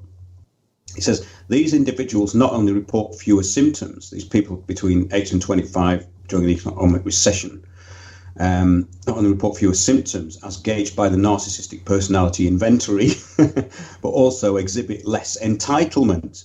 For example, in one study of CEOs, individuals who experienced recession during their emerging adulthood were not as likely to award themselves an exorbitant salary. Wow. That's interesting, isn't it? Yeah, a form of mind training going on for a recession. Nice. Yeah. It's every cloud and all that. Sorry. It's about fortitude, isn't it? Which was what that writer was saying. Really, it's about your own fortitude to be able to actually deal with things in a sensible way. Yeah. And everything now is blown out of proportion, and it's not got any sense of reality to it. Yeah, people can't even deal with a bit of name calling. High salary, high profile people who are prepared to sell themselves and their message out can't actually cope with a little bit of name calling. I mean, how would they get on, away from it or out on their own? Could you imagine somebody like that just left to be getting on with it on an island or something? They wouldn't last overnight, would they? No, that's the idea, and that's the way the state wants them. I mean, the way things are going, that is exactly the plan, because narcissists are very disempowered. These people who are completely out of it looking for the next kind of fleeting bit of nonsense, are not focused on anything really. So it's quite interesting. I've just found this thing about the Laura Kuenssberg, as we just brought that back up. It states here, Miss Kuenssberg has suffered a tirade of hate and even threats of violence on social media from supporters of Jeremy Corbyn. So it, again, totally propagandized. So the people who support Corbyn are the ones attacking her. Well, it's her who's attacking Corbyn, you know. So they accused the journalist of bias against the Labour leader, particularly during the general election. And with Mr Corbyn's popularity surging after his better-than-expected showing at the ballot box, concerns for the 40-year-old's safety have increased. Now, wait a minute, because Corbyn's done better than expected, that means that she's less safe? That doesn't make any sense. No, it's just waffle, isn't it? It's waffle, yes, from the BBC, though. During the summer's election, the BBC reportedly funded a team to look after her during public events. I'm lost for words on that one. Yeah, so... I'm absolutely lost for words, because wherever they go, there's security anyway. They're bound to be putting the licence fee up again then. Yes, I think that's more important. People are more angry about having to pay for it. Well, they don't have to pay for it, as we know. We don't need to get into that. There's no need to buy one of those licences. But I don't watch television and I've got one, so it's kind of doesn't impact on me at all. But some people still hang on to it, you know, and they say, oh, I'm not going to pay my TV licence as a protest. Well, why not just protest by not watching it at all, you know? I mean, that's the way to protest, isn't it? Yep. So, yeah, it says, and this is funny, actually. An online petition was even set up calling for the BBC political editor to be fired from her role at the broadcaster, and it gathered 35,000 signatures, but it was taken down by executives at 38 degrees. The website that hosted the poll over claims it had been hijacked and used as a focal point for sexist and hateful abuse. Again, it's all me, isn't it? It's all about the victim thing. Yeah. During the EU referendum, she was hissed by a crowd when she asked Mr Corbyn about workers' rights. Now, the reason the crowd hissed at her is because she's absolutely despicable and she's not a journalist. That's why they hissed at her. And what's wrong with that? It's like politics is a pantomime. That's what the House of Commons is for. And these debating places, that's what they're for. They're a pantomime. Yeah, they jeer and hiss at each other, don't they? Constantly. They shout at each other all the time. Yeah. I mean, I recently went past the hotel John Prescott used to work at, and I was talking to someone about that and the incident where he punched that guy who threw the egg at him and how funny it was. And they used to, in the House of Commons, Prescott always used to get called the waiter. And they always used to go, waiter, waiter, when he walked in. Where's my dinner, waiter? And this was like their public school way of insulting him, you see. And that is actually much worse, isn't it? I mean, that's really demeaning stuff and much more cruel. But he never bothered reporting it, did he? Do you know what I mean? He never went on TV with his hurt feelings. No, he just bought another Jag. That's right, yeah. Well, that's right, 2 Jags. During the EU referendum, she was hissed by a crowd, yeah. Labour MP Yvette Cooper is also among those who has slammed her party's supporters for their behaviour. She said, frankly, I am sick to death of the vitriol poured out from all sides towards Laura Kuenssberg. It is a job to ask difficult questions. Yeah, but she doesn't. That's the point, right? She doesn't ask difficult questions. No, she promotes an agenda. She doesn't ask. If she asked difficult questions, then that would mean she was doing a job. But she's not doing a job because she doesn't ask difficult questions. It is her job to be sceptical about everything we say. Yeah, that is her job, but she's not doing it. So it's like this woman hasn't been listening to what Kuenssberg's been saying, you know, but she's a Blairite, isn't she, I suppose. Nothing justifies the personal vitriol of the misogyny. Oh, it has to be misogyny. Because she's a woman, it has to be misogyny, you see. And that's the other part of the political correct thing, isn't it, that we've been talking about for quite a long time. Yeah, a woman, down to identity. You can only have a problem with a woman because she's a woman. That's the only reason that's allowed, apparently, according to these people. Yeah. Yeah. Earlier this month, BBC chairman Sir David Clement also slammed the treatment of journalist Miss Kuenssberg, accusing her abusers of a misogyny again. He said, I have become increasingly aware of the abuse that some of them, particularly female journalists, are subject to on an almost daily basis. Well, the whole point is, if you're a journalist and you're getting abuse from people, that would in past times have been a sign that you're actually doing something useful. But now it's been reversed. So they're not doing something useful. And they're getting abused for not doing something useful or being propagandists. It's kind of a total reversal. Now, it's quite interesting, actually. We were talking about sovereignty, weren't we, at the beginning of the show? Yep. And I'm going to get onto that because it's quite an interesting development. First of all, there's this group in Mallorca who are trying to get rid of all the tourists, which is really funny. And in a way, it's like an oxymoron because their economy obviously does depend largely on tourism. And they're called Assembly 23S. And the protest was joined by representatives of more than 50 social and environmental organisations and residents of all ages. Oh, this is interesting. So maybe this is an Agenda 21 front, actually looking at it now. March has called for the island's government to be more courageous, though they stressed it was not a political protest directed at the present leaders, but against a model overly dependent on tourism. Now this could be a front, this organisation, because, we've been reporting about the Green Party think that if we take a plane anywhere, it's the equivalent of stabbing someone in the street. So we could well be going along those lines here, I think. The march was the first of its kind in Mallorca since the debate over mass tourism began 2 years ago. Concerns have been prompted by the increase of arrivals of visitors in the last tourist seasons, the boom of the holiday rental business, and the increase in rental cars, among other aspects. Now, Spain is suffering all over from mass immigration, and mainly from immigrants who have no skills and who are causing a lot of crime. And that's been a huge problem in Spain and Portugal. In Portugal, for instance, elderly people have had to move out of their homes because they're so scared of being in them, because they think they're going to get broken into. So elderly people are using their money, or what little money they have, to stay in hotels because they're too scared of staying at home. Now, these stories are quite important. So, again, we've got a cover story here, and it's a cover story probably to do with the fake green environmentalism. That's very, very interesting. Yeah.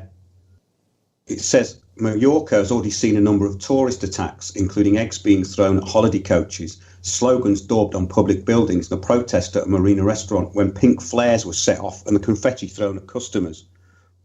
Sounds a bit Antifa-ish to me. Thousands of Catalan... Oh, this is great, very interesting, because we're going on to the Catalonian separatists. That's really what I was going to talk about. But that story's got a completely different twist, hasn't it? It's quite interesting, that, because that really does look like a front. In fact, if I didn't know any better, I'd say it might be something to do with George Soros.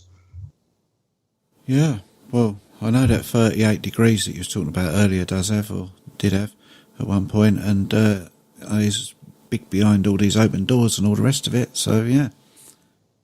Oh, absolutely. Yeah, that's absolutely right. Yeah, that 38 degrees, they're sending me petitions all the time. But that particular comment they made was a real standout one about Laura Koonsberg. This thing in Catalonia is really interesting. Thousands of Catalan separatists stepped up protests against the Spanish state on Thursday after a police swoop on regional officials deepened Catalonia's power struggle with Madrid over a planned independence referendum. Pro-independence supporters in Barcelona were exhorted to prepare for a protracted battle against the Spanish government, which wants to stop Catalonia's regional administration holding the vote on October the 1st. Protesters outside the economy ministry shouted, "We are not afraid," and it does not bite. It's a ballot box. Very interesting, actually, isn't it? Because we're starting to see this more and more. And even though they're trying to bury Brexit completely, it's the same thing. People are starting to come out and say, we don't want centralisation, we want decentralisation.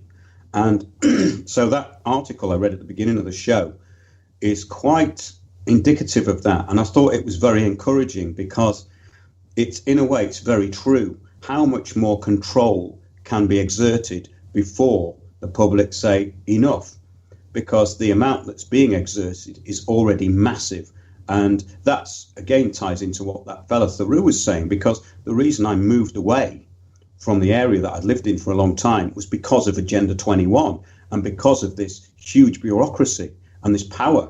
And I saw how quickly it was moving, and it actually disturbed me to the point that I wanted to move out. Now, that might be an overreaction, but when I went back there, I'd have difficulty getting my car in and out to get to anywhere I wanted to go. So it wasn't an overreaction. The people who were there are now really bitterly regretting that they even went along with it, even though they had no choice, because it was done by consensus. It was done with a fake consultation that wasn't a consultation, etc.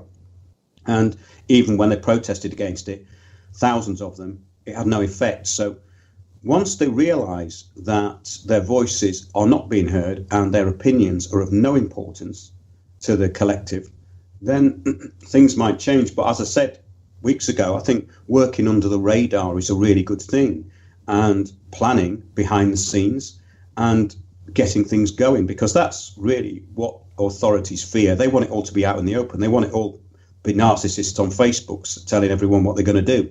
Well, the best thing is not to tell anyone what you're going to do and get on with it. And that is a strategy that actually does work. And that is a strategy that really frightens government. And we've talked about that with secret societies. I mean, I love this. Yeah, we talked about the secret societies that aren't secret, but what about some that maybe are? And using that Rosicrucian idea of basically recruiting people. You have to be asked to join. Maybe it's an organisation with no name, because they actually went under the title of the Invisibles, which I thought was really good as well. So there's some great ideas there for possibly something happening now. And I think humour's got to be a big part of it, because the whole point of what we're being fed all the time is it's serious, and it's all about being hurt feelings and identity politics. And the thing that can defeat that is absolutely lampooning it. And I think that is probably the best weapon at the moment. What do you think, Tony? Yeah, I think you're spot on. I like to have a bit of dry humour with just about everything I do. It keeps me going, and it stops me getting angry. And people were talking about hate earlier. I don't think I actually hate anymore. I might do on a temporary basis when I just first hear something and that, but it's something I kind of learned not to do a long time ago, because hate is a form of self-harm, and I just kind of get on with it and put things that really disturb me like that out of my mind, or put myself to work to try and do something about it. But humour, without that in my life, I don't know where I'd be. Humour and music are the top two things for me to keep me going for all of this nonsense. Yeah, absolutely. So this article, Civil Disobedience, it'd be great. Yeah, more people need to look at that, I think. I mean, it's slightly rambling because it's Victorian. You know, it's from 1849. Well, it's an American that's written it, so it was in our Victorian era, and it's kind of interesting that the actual people like that guy we were talking about last week, G. Edward Griffin. These older people are the rebels now. It's people who are older who are rebellious, isn't it? It's because that they've lived through things where they can see the changes happening so quickly. In other words, we had a lot of, freedom in many respects, and that has really been tightened up, and now people can see how much it's been tightened up, that rights have been taken away, basically. When I mean freedom, I mean liberty. You know, I mean, obviously we've never really had freedom, but the idea was that you could actually work under the radar years ago, and what they're trying to do is completely take that out of the equation. And if you say something like that, say, oh, well, yeah, I don't tell the government what I'm doing, young people will look at you as though you're some kind of terrorist. It's quite scary, actually. Yes, not a good situation to be in, that one. No, because they're actually, you know, they're condoning it and joining in with it, and it's very, very disturbing. And when you are the oldest person in the room and also the most rebellious, you think, well, what went wrong? You know, how did it come to this? And we've been discussing how it came to this, really. So yeah, I wasn't able to get hold of Martin, actually. We were going to bring Martin in, weren't we, Tony? Well, yeah. I can't get hold of him. Oh, another day. We'll catch up with him another time. I think he's left Yes. chat now as well. Maybe he had something else to do. Which Yeah, is probably. Yeah. fair enough. Yeah, it's been an interesting week. If you're done on that subject, we could talk about some of the things that are going on out there. Did you have anything more that you wanted to add to what you've been talking about? Yeah, well, I've got quite a lot of stuff I was looking through here, but this sort of show was a bit thrown together because I had stuff that I was going to put in, and I had a very structured idea of what to do. And then I started looking at this article, and I thought, I'd really like to do something on that. So it's a bit spontaneous and off the cuff, all this stuff, and I've thrown things together which I think sort of link up as usual. Yep. And originally I was going to be talking more about this narcissism within the New Age movement, which I think is really interesting because we've covered that, haven't we? We've covered the Alice Bailey, the Madame Blavatsky kind of angle on it. And of course that goes into present gurus. And there's a very interesting documentary that was made in the 80s actually about the New Age, and they got it spot on. And I watched it again the other night, and it was in reference to gurus and these people who'd gone through this kind of stage. And these gurus are just narcissists. They are the most narcissistic people on earth. And it goes into all that New Age stuff we were talking about, that, I don't engage with anything negative because then you just bring it on.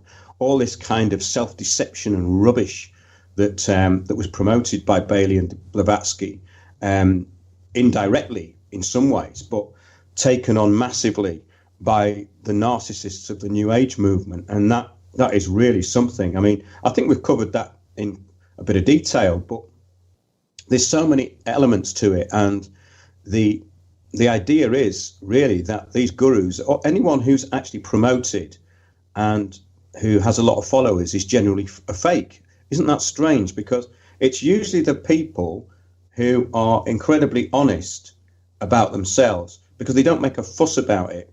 They obviously don't get as much of a public arena. And that's always interesting. And I think that's a big lesson to be learned, that gurus, whether they're internet gurus or whether they're remedy gurus within the law, those are the ones that are really promoted are usually incredibly bad news, because they are, again, narcissists. And I've found this over the years. I won't go into names, but those people who turned up and had a big remedy for everything, became very popular and started organising themselves and putting themselves out there as speakers. All of those people have been massively flawed in their approach, in my experience. So that's another really interesting angle. It's about discernment. Discernment within this is the most important thing now, because it's the lack of discernment that is causing this to happen. Yeah, that is probably our biggest problem that we face, is the lack of ability to discern from people information, what they're feeding, getting fed and whatever, from whatever source really. We've got it right across the board.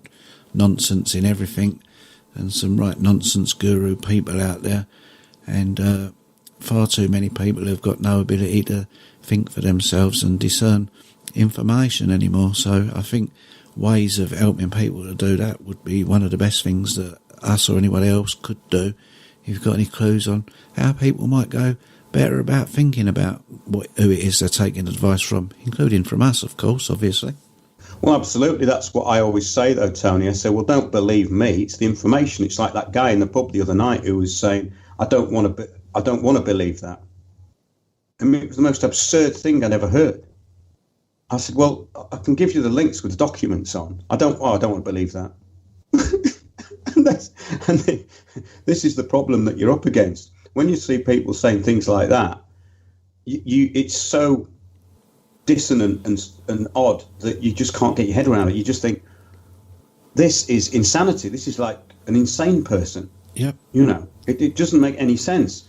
I mean, if you're given something or want some proof, but you prefer a fairy tale instead, well, that is just incredible, isn't it? I mean, when logic goes out the window like that. Yeah, I had this from a guru just a little while ago. I had to remove him from Skype because we're so poles apart on where we could ever agree on anything, because of his actual he admits that he will not go and look at the information about the things that he's saying that are clearly wrong and easily to prove wrong as well. He wouldn't have to do a day's work or anything. I actually sent him links to 2 different subjects that he talks about that he is wrong on. And one of them was cannabis oil, and the other one was John F. Kennedy's involvement with the banks and what he was supposed to be doing with the banks and how that got him killed. And I sent him the links and that, but he doesn't want that to interfere with his truth. I have my truth, and he has his truth. That was his exact words. I had to get rid of him. I thought, I can't communicate with somebody like this. I just can't do it. How do I deal with people like that? Well, it's the post-truth world, isn't it? I mean, this is all stuff we've covered, and what I wanted to do in the future shows is probably get into a bit of history and do some more focused stuff. But I just thought tonight it was really interesting. I found that article, and I thought it was quite inspiring because, yes, the antidote to what's happening is decentralization. And they're going to go, yes, but it's all about the rights of the individual. Oh, what's best for everybody? Well, if it was what's best for everybody, we wouldn't be seeing what's going on now. So it's not best for everybody. It's actually the worst possible scenario for everybody. So the antidote to that is to get away from this collectivism nonsense and the cult of narcissism and being hurt and having hurt feelings and portraying yourself as an identity politics kind of drone, which is what they're doing, and get back to some form of reality. I mean, remember that show we did about Alice Bailey? Well, her book, The Externalization of the Hierarchy, starts out with, let the forces of light bring illumination to mankind. Let the spirit of peace be spread abroad. May men of goodwill everywhere meet in a spirit of cooperation. That's the UN, isn't it? Sounds like it to me. Yeah, well, exactly. So that's really what she was saying. So she didn't really mean may men of goodwill everywhere meet in a spirit of cooperation, because that would have meant that people would have formed their own opinions. But what she's talking about is group consensus. But that's what she means there. When you interpret it like that, may men of goodwill everywhere meet in a spirit of cooperation, that is the United Nations. She was right behind the United Nations, and the United Nations were right behind her work. May forgiveness on the part of all men be the keynote at this time. Let power attend the efforts of the great ones. So let it be, and help us do our part. That was in 1935. This is a transition period between the passing out of the Piscean age, with its emphasis upon authority and belief, and the coming in of the Aquarian age, with its emphasis upon individual understanding and direct knowledge. The activity of these forces, characteristics of the two signs, produces in the atoms of the human body a corresponding activity. We are on the verge of something new. Whilst it will usher in the age of understanding, of brotherhood, and of illumination, it will also bring about states of reaction and the letting loose of psychic forces which today menace the uncontrolled and ignorant. Well, she said it all there, and that's including her, because all of her stuff was channeled. And we know what a lot of channeled information is about. And this is a very interesting thing I'd like to get into in a future show. The difference between received knowledge and channeling is quite big. And that's where I think a lot of these people fall down. And again, with this narcissistic personality disorder, which she clearly had, it just blew itself up into this megalomaniac kind of view that she was here to tell the world of her great vision. And basically what she was doing was bringing us into the New World Order. That's exactly what these people were doing. And we've discussed that before, and I'm sure a lot of the listeners know that. Maybe she was channeling directly from a civil servant at the UN. Who knows? Exactly. Well, I mean, when we look at where all this came from, and the New Age movement really was pushed by Mueller at the UN, the Secretary General at the time. And I just think that documentary is really, really good. It's on YouTube, and I think it's called The New Age Deception, something like that. And it's all about gurus, and it interviews a lot of people who are involved in these cult groups like the Brahma Kumaris, which we talked about, and the total deception of these people through meditation, and the misunderstanding of what meditation actually is. And that is really interesting. So it all ties into the same thing, brainwashing, really. And we've talked about that with the Tavistock Institute and government think tanks like Demos, Policy Exchange, and all of these NGOs which never existed before the 1950s. I wonder what that fella would say now, Thoreau. I wonder what comments he'd make. He'd just, apart from, well, I was right, but I didn't know I was going to be that right, and I didn't know it was going to end up like this. I think even he'd be shocked. Yes, it says, carries on with Bailey, she says, whilst it will usher in the age of understanding of brotherhood and illumination, it will bring about states of reaction and the letting loose of psychic forces which today menace the uncontrolled and the ignorant. I think that is a very worth repeating that, because that's exactly what's happened. These psychic forces do menace the uncontrolled and the ignorant, and they have a great control over them. Yeah, very, very interesting stuff. In fact, I'd like to do more on the New Age in future shows, Tony. Yeah, part 2. Yeah, we should do a part 2 of that, I think. We should. There's like so much more to get into there. So, yeah, definitely need to get into that one in the next few weeks. Yes, exactly. And looking at the whole thing, I can see over the years how all this deception has taken hold. And again, just look at it all, and most of it is down to narcissistic personalities who come in. Most of the problems have been caused by them. We all remember that guy Charlie Veitch, and a lot of people remember him. And it was interesting because there was a guy. We were at the Bank of Ideas. We were filming there, and Donnie actually shut Charlie Veitch up, and he went very quiet. But I was talking to this fella, and he said that guy. He said he's got narcissistic personality disorder, and he's a complete sociopath. I said, how do you know he's a sociopath? He said, because I'm one. I've just come out of prison. I've been in prison for 5 years because I'm a sociopath. I know I have the problem, and he's got it. And he said, and that's the thing, that sociopaths and these people come in and take over, and people like it. They like being dazzled by bullshitters, basically. And I think that's one of the big dangers of the whole thing. And anyone who's promoted in this movement in a big way and gets huge following straight away, I would never go anywhere near them after what's happened. And I've got lots and lots of information on that. With that Police State Harassment Exposed is an article on Windows on the World, and that is worth a look because I've named quite a few people in there and how the whole thing works. And that's a very, very interesting way of looking at it, because over the years I can see exactly the people who have aligned themselves with all the dodgy people. And it's an interesting thing, actually, because you find that it all starts to add up. And recently I had one of these people come up to me at a book launch, and she said, I hear that you think I work for MI5. And I said, no, I never said that. Where did you hear that? I said, so someone's told you that I said it. I said, I never said it. I said you were working with dodgy people, which you are, and I named the people. I said, they're dodgy. You were part of something called The Reset, which was basically about hoovering up the truthers, the so-called truthers, in a very cynical way, to be part of the big society. That's all it was about. And yeah, it's incredible, really, that these people make themselves very busy as well. That's the thing. When people get really busy and they start going everywhere, then, you just think, who's paying them? That's the thing.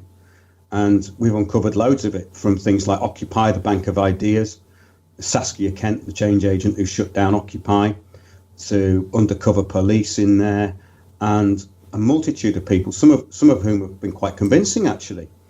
And some of them didn't come across as narcissistic personality disorder at all.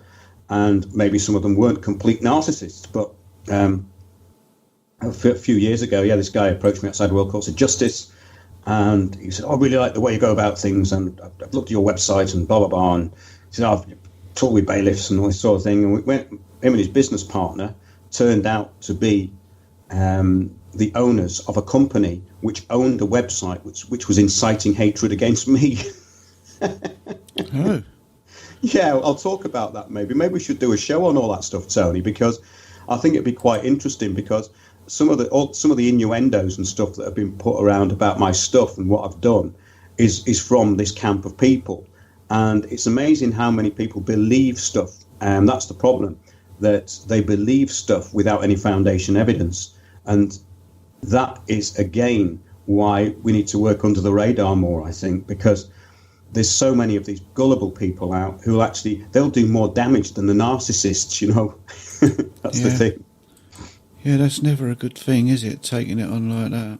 Anyway. No. Right. I've got a tune lined up if you're ready, or if you've got anything else you want to add for today's show. No, other than that, I'm going to be doing some more focused stuff, and I think we should go back into the New Age and look at more on this as well, because it links into a lot of stuff. I think all our shows are interlinked. That's the thing. It's like a series, really, and what I've found is that they're very information heavy, which I really like, and I hope that's what people get out of it. You know, you can sometimes listen to them again, and I put all that information up to be stored there, basically. You know, it's like storing information. So to me, it's like a reference library. Yep, it's pretty good work, Mark. You're doing really well. I'm proud to be part of it, helping you out here, broadcast this sort of stuff. And thanks to everyone in the chat again this week. And there's a lot of people listening out there today. Thanks to you. And we'll be back next week, 9 o'clock. Join me, Mark Windows, with Tony Hurst for Windows on the World Live every Sunday, 9 to 11 p.m. GMT at autonomousmedia.net.